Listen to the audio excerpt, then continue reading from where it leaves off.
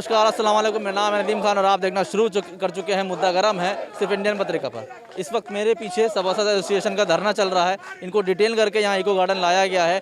अब इनकी क्या मांगे हैं और ये किस वजह से योगी सरकार और मोदी सरकार के खिलाफ धरना प्रदर्शन कर रहे हैं, बात करते हैं इनसे और जानते हैं कि क्या समस्याएँ हैं इनकी। आइए चलते हैं।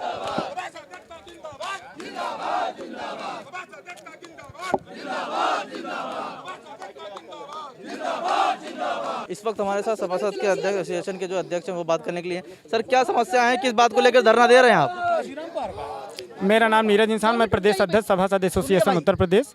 मैं पिछले लगभग 3 वर्षों से सभासद के हक अधिकार की लड़ाई लड़ रहा हूं। पूरे प्रदेश में 12,003 सभासद हैं, 637 नगर पंचायत नगर पालिकाएँ हैं। तो इन नगर पालिकाओं के और नगर पंचायत के सभासद को किसी तरीके से 1 रुपये का कोई ऐसा अधिकार नहीं है, उनको एक तरीके से कोई भी बजट नहीं है। तो सभासद एसोसिएशन बैनर तले सभासद को ये अधिकार मांग की जा रही है कि अगर विधायक और सांसद 3 लाख, 2 लाख, 2.5 लाख, 4 लाख मतदाता क्षेत्र पर वो विधायक बने, सांसद बने, तो उनको करोड़ों का बजट है। लेकिन सभासद अगर 1 लाख वोटों से चुनाव जीता, 1 लाख वोटों से चुनाव जीता, 1000 वोटों से चुनाव जीता, तो उस अनुपात में उसको कोई बजट नहीं है, ना कोई पेंशन, ना कोई भत्ता, ना कोई मानदेय है। तो ऐसे में सभासद को का पद ही क्यों बनाया गया है?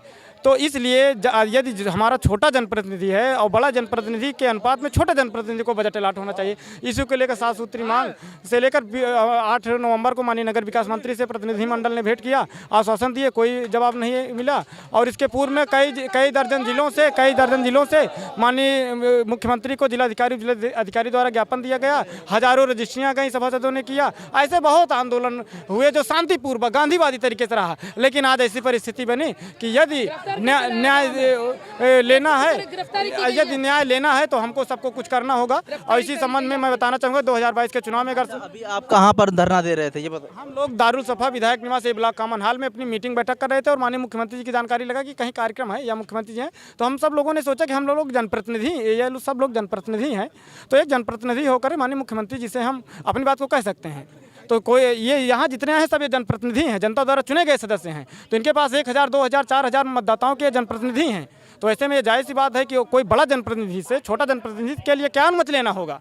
तो अगर सरकार हमारी बात नहीं सुनती है तो आगामी 2022 के चुनाव में सभासद स्वयं में विधानसभा और विधान परिषद की 36 सीटों पर जो MLC में जो कि सभासद का वोट होता है, वो MLC का वोट एक सभासद, अगर जो हमारी बात नहीं सुनेगा, हमारे उसके अपोजिशन में सभासद एसोसिएशन और प्रदेश का हर एक सभासद मतदान करेगा और पूरे प्रदेश सभासद एसोसिएशन MLC लड़ाएगी। और देखिए, ये कहते हैं ये सरकार महिला सशक्तिकरण, एक महिला को इतने सारे पुरुषों के साथ बस में अकेला लाया गया। अगर महिला पुलिस थी साथ में तो उनके साथ क्यों नहीं भेजा गया? इतने सारे जेंट्स लोग थे, उनके साथ में गिरफ्तारी की गई है।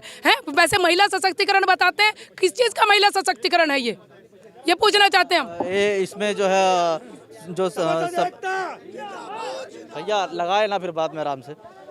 इसमें जितने भी हैं सभासद हर पार्टी के हैं, पूरा हर पार्टी के हैं, सभी प्रदेश के सभासद हैं यहाँ पर। 75 के 75 जिलों के सभासद यहाँ पे हैं, सभी जिलों से सभासद भी हैं और सभी जनप्रतिनिधि हैं। कोई सपा से है, कोई बसपा से है, कोई कांग्रेस से है, कोई निर्दलीय है, हम सब कोई भाजपा से है। भारतीय जनता पार्टी के सभासद हमारे साथ हैं खुद। एक चीज़ मैं पूछना चाह एक सवाल, हाँ, ये है कि जैसे कि आपकी जो मांगे हैं इस चीज़ को लेकर आप धरना दे रहे हैं, तो आपका जो बजट होता है उसकी वजह से, कम होने की वजह से आप धरना दे।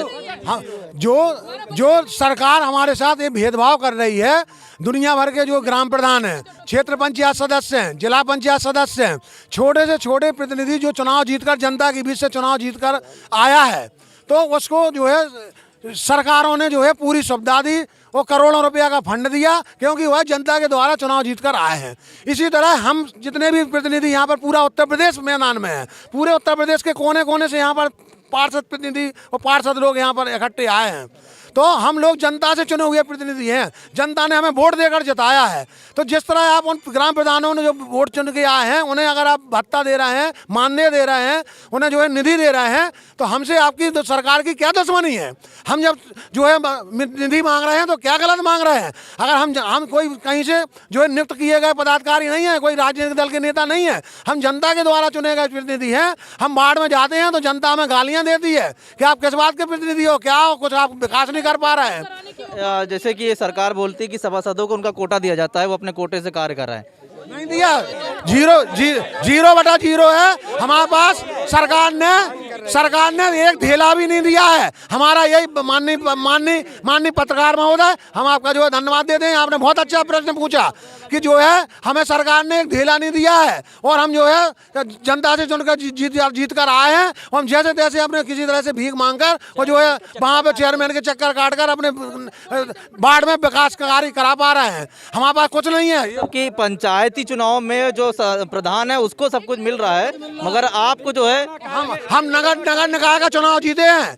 नगर निकाय का जनता ने हमें बनाया है, जनता ने प्रतिनिधि बनाया, जनता ने हमें मत वोट दिया और सरकार ने चुनाव कराए हैं। हम जनप्रतिनिधि हैं और जो है पूरे पात्र हैं। हमारी पात्रता को सरकार छीन रही है और हमें ढेला नहीं दे रही है, जिसकी वजह से हमें कष्ट उठाना पड़ रहा है। सबसे बड़ी बात एक पॉइंट ये है कि आप उसी पार्टी से हैं जिस पार्टी की सरकार है, उसके बावजूद आपकी नहीं सुनी जा रही है। हम यहाँ पर ये मुद्दा 0 रखेंगे, 0/0। हम केवल एक हमारी जाति है, वो जाति है सभासद। बाकी नाम भाजपा से है, ना सपा से है, ना भाजपा से है। केवल हम सभासद हैं। हमारी जाति सभासद है, जो हमारा सभासद परिवार बैठा है। हमारा राजनीति से कोई लेना देना नहीं है। लेकिन फिर भी अगर आप ये सोच सकते हैं ना कि जब आप उसी पार्टी के टिकट पर लड़े हैं चुनाव और जीत कर आए हैं, उसके बावजूद सरकार को कम से कम सुननी तो चाहिए ना। वो मैटर यहाँ महत्वपूर्ण नहीं है।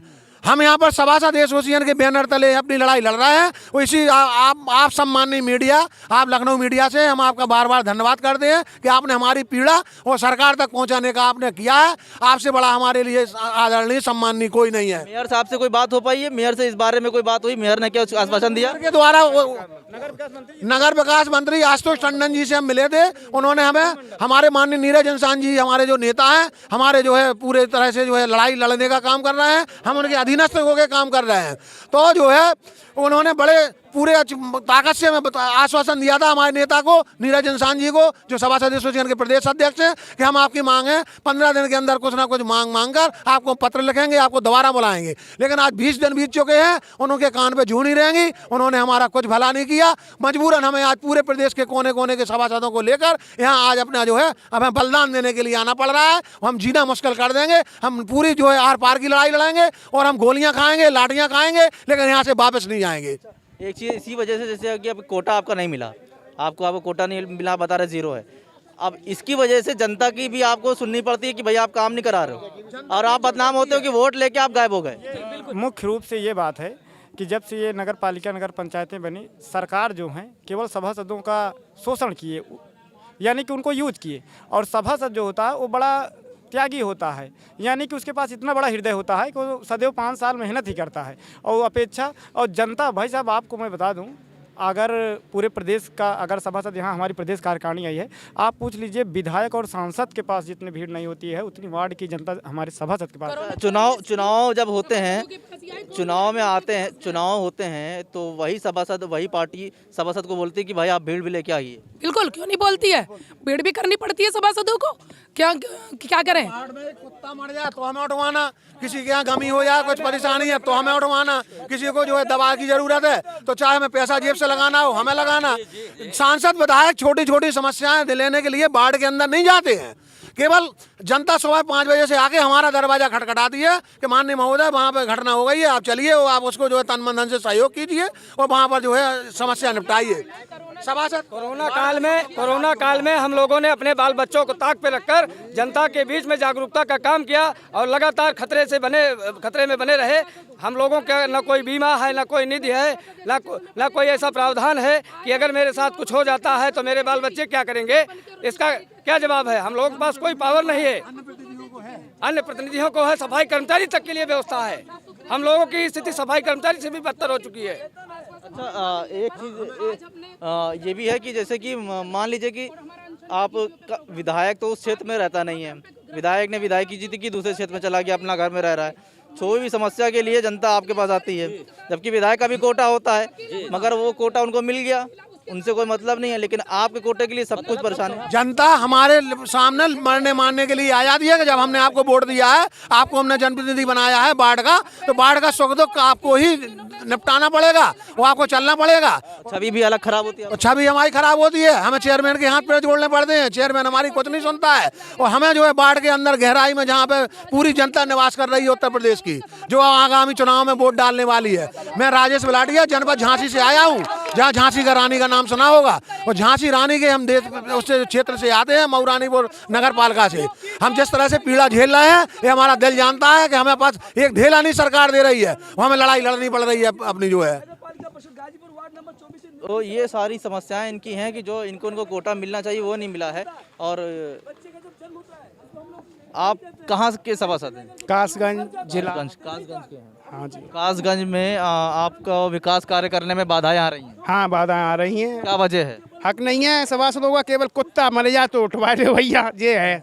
और कोई निधि फिधि का कार्य नहीं है। कोई बल्ब भी कहा जाता तो चेयरमैन से साहब से कहो तब बल्ब लगेगा वार्ड में। अच्छा, जो आपको कोटा मिलता है वो मिला था? कोई कोटा फोटा नहीं है ही ना, मिले का कोटा कुछ नहीं कोटा है, कुछ नहीं है साहब। कितना कई साल हो गए सभासदी को? हमको 4 साल हो गई पूरी। मतलब पहली बार बने थे? हाँ, हम पहली बार ही हैं साहब, पार्टी से और बीजेपी से। अच्छा, तो आपकी पार्टी की ही सरकार है, फिर भी नहीं सुनी जा रही है? अब सुनी ही नहीं आ रही है, तो हम तो सब इसी के लिए आए हुए हैं, नहीं सुनी आ रही है। हक मांगने के लिए, हक दिया जाए कुछ। कासगंज की मेयर हैं, उनसे कभी कोई बात नहीं हुई? कासगंज जिले के गंडुनवाड़ा से हैं सभासद। हाँ, उनसे वे भी पार्टी के ही हैं, उनसे बात होती है। जब उनके हक में ही ना है, कहते हैं पैसा नहीं आ रहा है, कोरोना काल चल रहा है, 2 साल हो गई, तो काम क्या है, शुरू से ही सब हक ही छीन लिए गए हैं सभासदों की। कोई हक ही नहीं है तो सभासद का, कोई हक हो, कोई निधि नहीं है, न कोई तनख्वाह है, नहीं कुछ है। और सबका है, प्रधान का भी है, विधायक का भी है, सांसद का भी है, लेकिन यहाँ किसी का एक भी। तो एक चीज़ ये बताइए कि योगी सरकार से कोई बात हो पाई क्या? किसी मंत्री से बात हो पाई? चल रही, ज्ञापन दिया था पिछली बार आशुतोष टंडन जी को, 1 महीना हो गया उस बात को, 8-10 दिन की कहा था, 8-10 दिन में बताएंगे, लेकिन कोई जवाब संतुष्टिजनक नहीं आया। उन्होंने ये कह दिया कि हमारी बस की बात नहीं है, ये इस मांगें जो हैं ऊपर स्तर की हैं। तो उसके बाद ये कार्यक्रम आगे का चला हुआ है। आज धरने पे बैठे हुए हैं, पुलिस भल्लाई है बस में, तो सफा पे? हाँ, दारू सफा से वहीं से आई बस। तो ये दारुल सफा पे इनका प्रदर्शन चल रहा था, पुलिस इनको डिटेन करके यहाँ इको गार्डन ला के इनको छोड़ दिया है। और उनकी मांग ये है कि हमारा ना कोटा है, ना हमको कोई वो वैल्यू मिलती है जो मिलनी चाहिए। कोई भी समस्याएं होती हैं तो सीधे हमारे पास जनता आती है और बोलती है। अब समस्या इनकी यही है कि, और इसमें सबसे बड़ी बात है कि उस पार्टी के भी शामिल हैं जिनकी सरकार चल रही है, यानी कि भाजपा के सभासद भी शामिल हैं। तो सवाल यही है कि इनके लिए जो कार्य करने का जो क्षमता है इनकी ज़्यादा है, लेकिन जो इनको रकम मिलनी चाहिए, जो इनको अधिकार मिलने चाहिए, वो इनको नहीं मिल पा रहे हैं, जिसकी वजह से आज धरना दे रहे हैं। दारुल सफा पे दे रहे थे और डिटेन करके इनको यहाँ लाके छोड़ा गया है। फिलहाल अभी के लिए बस इतना ही, आगे भी बात करते रहेंगे और जानेंगे। फिर दोबारा भी जब भी ऐसी चीज़ें होंगी दूसरे मुद्दे के साथ हम हाजिर होंगे। तब तक इजाज़त दीजिए। नमस्कार, खुदा हाफिज़, जय हिंद।